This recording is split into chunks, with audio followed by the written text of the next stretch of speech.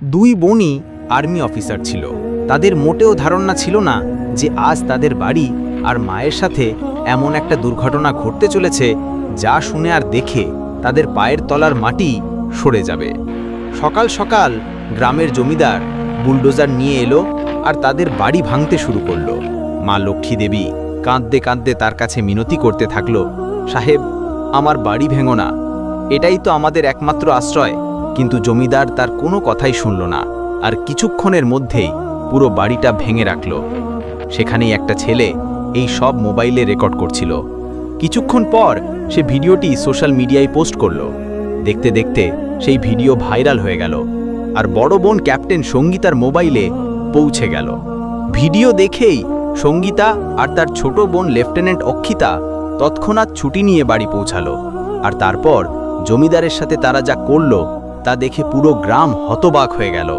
সবার মুখে শুধু একটাই কথা ছিল, যত বড়ই কেউ হোক না কেন, কিন্তু আইনের সামনে সবাইকেই মাথা নত করতে হয়। সঙ্গীতা আর অক্ষিতার বাবার মৃত্যু হয়েছিল যখন তারা মাত্র 3 বছরের ছিল। মা লক্ষ্মী দেবী একাই 2 মেয়েকে মানুষ করেছিলেন। তার স্বপ্ন ছিল যে তার মেয়েরা পড়াশোনা করে বড় নাম করবে। লক্ষ্মী দেবী খুব কষ্ট করেছিলেন। বাড়ির বাইরে একটা ছোট কাপড়ের দোকান খুলেছিলেন আর সাথে সেলাইয়ের কাজও করতেন। সেই উপার্জন দিয়েই 2 বোনকে পড়াশোনা করিয়েছিলেন, আর আজ তারা দুজনেই আর্মিতে অফিসার হয়েছিল। বড় বোন সঙ্গীতা ক্যাপ্টেন ছিল আর ছোট বোন লেফটেন্যান্ট অক্ষিতা। দুজনেই যমজ বোন ছিল আর 21 বছর বয়স হয়েছিল, আর এখন দুজনেই সীমান্তে দেশের সেবা করছিল। 2 বোনই জানত যে তাদের মা তাদের মানুষ করতে আর পড়াশোনা করাতে কত কষ্ট করেছেন, কিন্তু তারা জানত না যে মা কি কষ্টের মুখোমুখি হয়েছিলেন। আসলে লক্ষ্মী দেবী প্রায় 2 বছর আগে গ্রামের জমিদারের কাছ থেকে টাকা ধার নিয়েছিলেন যাতে মেয়েদের পড়াশোনা সম্পূর্ণ হয়। সেই ঋণ এখন লক্ষ্মী দেবীর জন্য বিপদ হয়ে দাঁড়িয়েছিল। জমিদার প্রতি মাসে তাদের বাড়িতে আসত আর সুদের টাকা নিয়ে যেত। এভাবেই 2 বছর কেটে গেল, কিন্তু এখন লক্ষ্মী দেবীর কাছে টাকা ফুরিয়ে গিয়েছিল। একদিন তিনি জমিদারের কাছে হাত জোড়ো করে বললেন, সাহেব, আমি গত 2 বছর ধরে আপনাকে সুদ দিয়ে আসছি, কিন্তু মূল ঋণ তো এখনো পরিশোধ হয়নি। যদি আমি সুদ দেওয়ার বদলে পুরো ঋণ একসাথে পরিশোধ করতাম তাহলে এত টাকা যেত না। এখন আমার কাছে সুদ দেওয়ার মতো টাকা নেই। কিন্তু আপনি চিন্তা করবেন না, আমার 2 মেয়ে এখন চাকরি করছে। কয়েক মাসের মধ্যে তাদের বেতন আসতে শুরু করবে। তখন আমি আপনার পুরো ঋণ আর সুদ দুটোই পরিশোধ করে দেব। এবারের জন্যে মাফ করে দিন। কিন্তু জমিদারের মনে একটুও দয়া ছিল না। সে তো অভ্যাসের দাস ছিল। যদি কেউ সুদ দিতে না পারত তাকে ধমকাতো, মারতো, পেটাতো। লক্ষ্মী দেবীর এই কথা শুনে সে রেগে গিয়ে বলল, আরে বুড়ি, বেশি নাটক করিস না। যখন তুই টাকা নিয়েছিলিস তখনই বলেছিলিস যে তাড়াতাড়ি পরিশোধ করবি আর প্রতি মাসে সুদও দেবি। এখন বলছিস দেবি না। তাড়াতাড়ি টাকা বের কর, নইলে পরিণতি ভালো হবে না। লক্ষ্মী দেবী কাঁদতে কাঁদতে গড়িয়ে পড়লেন, সাহেব, সত্যি বলছি, এবার টাকা জোগাড় করতে পারিনি, কিন্তু পরের মাসে আমি 2 মাসের সুদ একসাথে দেব। প্লিজ মাফ করে দিন। জমিদার চোখ রাঙিয়ে বলল, দেখ বুড়ি, মনে রাখিস, যদি পরের মাসে টাকা না দিস তাহলে তোর বাড়িও বাঁচবে না। এই জমি আর বাড়ি সব আমার হয়ে যাবে, বুঝলি? এটুকু বলে সে সেখান থেকে চলে গেল। লক্ষ্মী দেবী এই সব কথা কখনো তার মেয়েদের বলেননি। তিনি চাইতেন যে তার মেয়েরা কোনো টেনশন ছাড়াই চাকরি করুক আর জীবনে খুশি থাকুক। তিনি চাননি যে তার সমস্যাগুলো মেয়েদের কাছে পৌঁছাক। দিন কেটে যেতে লাগলো। লক্ষ্মী দেবী খুব চেষ্টা করতেন, কিন্তু টাকা জোগাড় করতে পারছিলেন না। 2 মাস পর জমিদার আবার তাদের বাড়িতে এসে হাজির হলো। সে দরজায় ধাক্কা দিয়ে বলল, অবরে, এবার তো পুরো 2 মাস হয়ে গেল, তাড়াতাড়ি সুদের টাকা বের কর, নইলে এখনই তোর বাড়ির নাম নিশানা মুছে দেব। লক্ষ্মী দেবী হাত জোড়ো করে বললেন, সাহেব, আমি খুব চেষ্টা করেছি, কিন্তু পুরো টাকা জোগাড় করতে পারিনি। অর্ধেক টাকা আছে আমার কাছে, দয়া করে এটা নিয়ে নিন, বাকিটা পরের মাসে দেব। প্লিজ আমার বাড়ি ভেঙো না, এটাই আমার জীবন। জমিদার গর্জন করে বলল, বুড়ি, তুই বলেছিলিস 2 মাসের সুদ একসাথে দেবি, তাই তো আমি গতবার চলে গিয়েছিলাম। এখন অর্ধেক টাকায় কাজ চলবে না, হয় পুরো টাকা দে, নইলে তোর বাড়ির ওপর বুলডোজার চলবে। লক্ষ্মী দেবী তার পায়ে পড়ে গেলেন, কাঁদতে কাঁদতে বললেন, সাহেব, প্লিজ দয়া করো, আমি অনেক কষ্ট করে টাকা জোগাড় করেছি। পরের মাসে আমি ভুকা থাকলেও তোমার টাকা পুরোপুরি দেব। এবার ছেড়ে দাও।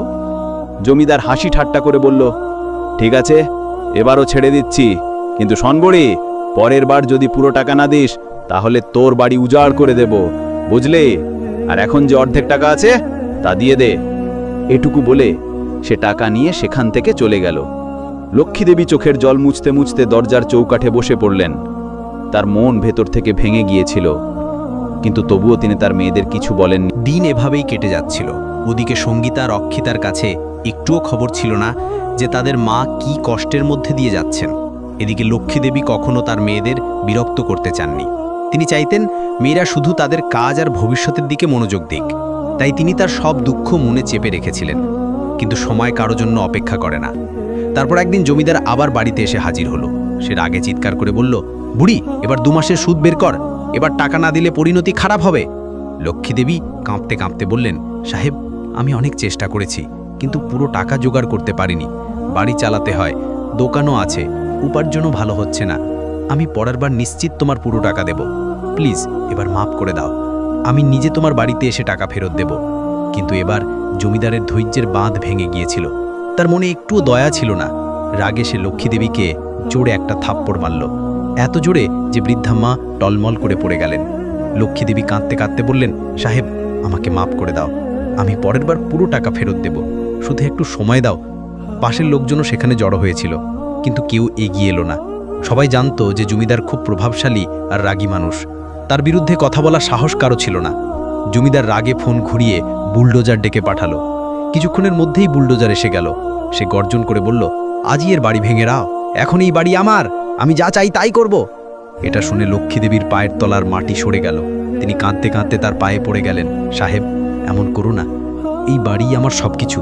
যদি এটা ভেঙে যায় তাহলে আমি কোথায় থাকব? তোমার টাকা ফেরত দেব, শুধু 1-2 মাস অপেক্ষা করো, প্লিজ, আমার বাড়ি উজাড় করো না। কিন্তু জমিদারের মনে কোনো কথার প্রভাব পড়ল না। বুলডোজার বাড়ি ভেঙে দিল। লোকজন তামাশা দেখতে থাকলো, কিন্তু কেউ সাহায্যে এলো না। ভিড়ের মধ্যে একজন যুবক দাঁড়িয়েছিল। সে পুরো ঘটনাটা তার মোবাইলে রেকর্ড করলো আর তৎক্ষণাৎ সোশ্যাল মিডিয়ায় পোস্ট করে দিল। কয়েক ঘন্টার মধ্যে ভিডিও ভাইরাল হয়ে গেল। ভাইরাল হতে হতে সেই ভিডিও ক্যাপ্টেন সঙ্গীতার কাছেও পৌঁছে গেল। ভিডিও দেখেই তার রক্ত গরম হয়ে গেল। তার চোখ দিয়ে জল গড়িয়ে পড়ল। সে বিশ্বাসই করতে পারছিল না যে তার মায়ের সাথে এত বড় অন্যায় হয়েছে আর তাদের খবরও হয়নি। সঙ্গীতা তৎক্ষণাৎ তার ছোট বোন অক্ষিতাতে ফোন করল আর সবকিছু বলল। দুজনে তখনই ছুটি নিল আর বাড়ির উদ্দেশ্যে রওনা দিল। যখন তারা বাড়ি পৌঁছালো তখন বাড়ি উজাড় হয়ে ধ্বংসস্তূপে পরিণত হয়েছিল। 2 বোন দৌড়ে গিয়ে তাদের মাকে জড়িয়ে ধরল। কাঁদতে কাঁদতে বলল, মা, তুমি আমাদের কেন বলনি? আমরা থাকলে এটা কখনো হতে দিতাম না। এখন আমাদের থাকার জন্য বাড়িও নেই। তুমি এইসব একা কিভাবে সহ্য করলে? লক্ষ্মীদেবী শুধু চুপচাপ মেয়েদের বুকে জড়িয়ে রইলেন। থানার বাইরে সন্ধ্যা নামছিল। গ্রামের গুলিতে হালকা রোদ সোনালি ছায়া ছড়াচ্ছিল। লক্ষ্মীদেবী তার 2 মেয়ে সঙ্গীতা আর অক্ষিতার সাথে থানার বাইরে দাঁড়িয়েছিলেন। তাদের মুখে ক্লান্তি ছিল, কিন্তু চোখে এখন ভয় নয়, বরং সাহস আর রাগ স্পষ্ট ফুটে উঠছিল। সঙ্গীতা মায়ের হাত ধরে বলল, মা, এখন তোমাকে আর কারো কাছে ভয় পাওয়ার দরকার নেই। আজ তোমার মেয়েরা তোমার সাথে আছে, আর আমরা তোমার সম্মান আর অধিকারের জন্য লড়ব। অক্ষিতাও দৃঢ় কণ্ঠ বলল, হ্যাঁ মা, এখন জমিদার তার কর্মের শাস্তি পাবেই। 3 জনে থানায় ঢুকল। থানার দারোগা চেয়ারে বসে ঢিলে ঢালা ভঙ্গিতে ফাইল দেখছিল। সে চোখ তুলে বলল, হ্যাঁ, কি চাই? সঙ্গীতা এগিয়ে গেল। আমরা রিপোর্ট লেখাতে এসেছি। জমিদার আমার মাকে বছরের পর বছর সুদখড়িতে লুটেছে, ভয় দেখিয়েছে, মেরেছে, আর শেষে বুলডোজার ডেকে বাড়ি ভেঙে দিয়েছে। আমাদের কাছে প্রমাণও আছে, ভিডিও সোশ্যাল মিডিয়ায় ভাইরাল হয়েছে। দারোগা ঠোঁট চেপে বলল, দেখুন, মামলা জমিদারের সাথে জড়িত। সে গ্রামের বড় মানুষ, তার বিরুদ্ধে যাওয়া সহজ নয়। ওপর থেকেও চাপ আসতে পারে। অক্ষিতা তৎক্ষণাৎ এগিয়ে গেল। সে তার আইডি কার্ড টেবিলে রাখল। আমি lieutenant Akshita Sharma, Indian army. সঙ্গীতাও তার আইডি কার্ড দেখিয়ে কঠিন কণ্ঠে বলল, আর আমি ক্যাপ্টেন সঙ্গীতা শর্মা। এবার বুঝলে আমরা কে? যদি তৎক্ষণাৎ এফআইআর না লেখা হয় তাহলে মামলা সোজা এসপি আর এসডিএম অফিসে যাবে। তখন তোমার চাকরি বাঁচানো মুশকিল হবে। দারোগা হতবাক হয়ে গেল। জি ম্যাডাম, মাফ করবেন, আমি চিনতে পারিনি। আমি এখনই রিপোর্ট লিখছি। সে তৎক্ষণাৎ রিপোর্ট লিখল। ধারা লাগালো, অবৈধ আদায়, সুদখড়ি, মারপিট আর ভয় দেখানো, অবৈধ বুলডোজার কার্যক্রম, বৃদ্ধা মহিলার উপর অত্যাচার। সঙ্গীতা বলল, এখন তৎক্ষণাৎ জমিদারকে গ্রেপ্তার করো। দারোগা হেডবেড় করল। জি, কিন্তু এখন সন্ধ্যা হয়ে গেছে, কাল সকালে। অক্ষিতা কঠিন কণ্ঠে বাধা দিল, কোনো সকাল নয়। যখন আমার মায়ের বাড়ি সন্ধে ভাঙা হয়েছিল তখন তোমার সময়ের কথা মনে পড়েনি? এখন গ্রেপ্তারও এখনই হবে। দারোগা বাধ্য হলো। সিপাই জিপ তৈরি করতে লাগলো। সঙ্গীতা রক্ষিতাও সাথে বসে পড়ল। সন্ধ্যা নামছিল। গ্রামের গলিতে হালকা রোদ আর অন্ধকারের মিশ্রণ ছিল। পুলিশের জিপ জমিদারের হাভেলির সামনে থামল। তার গুন্ডারা দরজায় দাঁড়িয়েছিল। পুলিশ দেখে ঘাবড়ে গেল। দারোগা বলল, দরজা খোলো, আমাদের জমিদারের সাথে দেখা করতে হবে। ভেতর থেকে জমিদারের ভারী কণ্ঠ ভেসে এলো, কে? এই সময় কেন হইচই করছো? দরজা খুলল। পুলিশ হাভেলিতে ঢুকল। জমিদার, পুলিশ আর সঙ্গীতা আকশিতাকে দেখে হো হো করে হেসে বলল, বাহ, এ তো মজা হয়ে গেল। এত বছরে কেউ আমাকে গ্রেফতার করার সাহস করেনি। দেখি কে আমার কিছু বুঝিয়ে দেয়। গ্রামে আমারই রাজ চলে। সঙ্গীতা তার চোখে চোখ রেখে বলল, তোর রাজ এখন শেষ হয়ে গেছে। তুই আমার মাকে কাঁদিয়েছিস, তাদের বাড়ি উজাড় করেছিস, আর গ্রামবাসীর রক্ত চুষেছিস। এখন তোকে তোর অপরাধের শাস্তি পেতে হবে। জমিদার তেলে বেগুনে জ্বলে উঠল। আরে, ফৌজের 2 মেয়ে এসে গেছে, তো কি বুঝিয়ে দেবে আমার? পুলিশও আমার পকেটে। আকশিতা গর্জন করে বলল, তোর পকেট এখন খালি হয়ে যাবে, কারণ আজ থেকে আইন কথা বলবে। দারোগা আদেশ দিল, হাত কড়া লাগাও। সিপাহীরা তৎক্ষণাৎ জমিদারকে হাত কড়া পরিয়ে দিল। গ্রামের লোকজন জড়ো হয়ে গেল। সবাই হতবাক। প্রথমবার জমিদারকে অসহায় দেখল। ভিড়ের মধ্যে থেকে মহিলারা ফিসফিস করে বলল, দেখো, যে বছরের পর বছর আমাদের ভয় দেখিয়ে রেখেছিল, আজ সে হাত কড়ায়। পরের দিন দুপুরে মামলা এসডিএম অফিসে পৌঁছালো। জমিদারকে পুলিশের নজরদারিতে আনা হলো। গ্রামের ডজনখানিক লোক সেখানে জড়ো হয়েছিল। এসডিএম জিজ্ঞাসা করলেন, পুরো ঘটনা বলুন আর প্রমাণ পেশ করুন। সঙ্গীতা মোবাইলে ভাইরাল ভিডিও দেখালো। ভিডিও দেখে এসডিএম গম্ভীর হয়ে গেলেন। এই তো স্পষ্ট অপরাধ। গ্রামের লোকজন সাক্ষী দিতে শুরু করলো। একজন বৃদ্ধ বলল, সাহেব, এই লোক আমাদের জমি সুদের নামে হাতিয়ে নিয়েছে। একজন মহিলা বলল, আমার স্বামীকে মেলেছিল যখন টাকা ফেরত দিতে দেরি হয়েছিল। এসডিএম আদেশ দিলেন, জমিদারের সম্পত্তির তদন্ত হবে, অ্যাকাউন্ট সিল করা হবে, আর তাকে বিচারিক হেফাজতে পাঠানো হবে। তদন্তে প্রকাশ পেল যে জমিদার গত 15 বছরে শত শত গরিবকে লুটে তাদের জমি হাতিয়ে নিয়েছিল। জেলা আদালতে মামলা চলল। সঙ্গীতা আকশিতা মায়ের পাশে দাঁড়িয়ে বয়ান দিল। সঙ্গীতা বলল, মাননীয় আদালত, এই লোক শুধু আমার মাকেই নয়, পুরো গ্রামের গরিব পরিবারের শোষণ করেছে। এখন ইনসাফ হওয়া উচিত। অনেক গ্রামবাসীও সাক্ষী দিতে এলো। আদালত কঠিন রায় দিল। জমিদারকে 10 বছরের সাজা, তার অবৈধ সম্পত্তি থেকে ক্ষতিগ্রস্ত পরিবারগুলোকে ক্ষতিপূরণ, গ্রামে সুদখড়ি নিষিদ্ধ। গ্রাম খুশিতে ঝুমে উঠল। লোকজন বলল, এখন আমাদের আর কেউ দমিয়ে রাখতে পারবে না। লক্ষ্মীদেবীর চোখে জল ছিল, কিন্তু এবার খুশির। তিনি মেয়েদের জড়িয়ে ধরলেন, তোমরা দুজন আমার আসল শক্তি। যদি তোমরা না থাকতে, তাহলে আমি একাই লড়াই কখনো লড়তে পারতাম না। সঙ্গীতা বলল, না মা, এটা তোমার সাহস ছিল যা আমাদের শক্তি দিয়েছে। আকশিতা হাসলো আর বলল, এখন আর কোনো গরিব আমাদের মতো কষ্ট পাবে না। গ্রামের মহিলারা বলল, এই মা আর মেয়েরা আমাদের প্রেরণা। সেই দিনের পর গ্রামে ভয় নয়, সমতা আর সাহসের পরিবেশ তৈরি হলো। লক্ষ্মীদেবী তার মেয়েদের দিকে তাকিয়ে ভাবলেন, সত্যি মেয়েরা ভগবানের সবচেয়ে বড় দান। বন্ধুরা, যদি আপনাদের এই ভিডিও পছন্দ হয় তাহলে প্লিজ এই ভিডিও লাইক করুন আর যতটা সম্ভব মানুষের কাছে শেয়ার করুন।